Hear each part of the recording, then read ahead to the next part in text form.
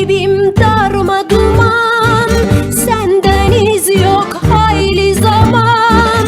Duygularım feryat figan, bilmem nasıl yapsam, hangi kapıyı çalsam. Bir an sen yanımdasın, saçlarımda tadımdasın. Sonra işte onunlasın.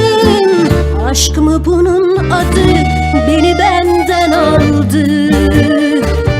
Kim kime yanık, anlat azıcık korkmadan.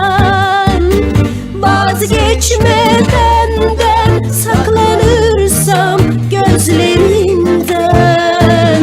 Kim kime deli, yangın yeri, halleri.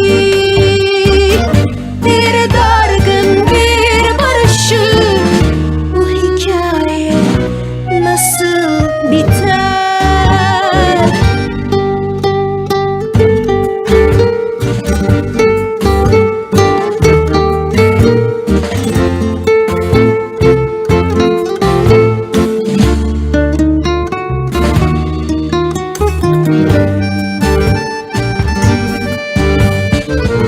Kendimle iyiydim ben, nereden çıktım ve bilmeden. İçimdeki yalnızlığı, duvarlarım çöktü, avucuna düşüverdim.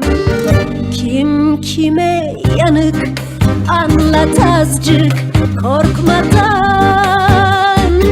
Vazgeçme benden, saklanırsam gözlerinden. Kim kime deli, yangın yeri, halleri.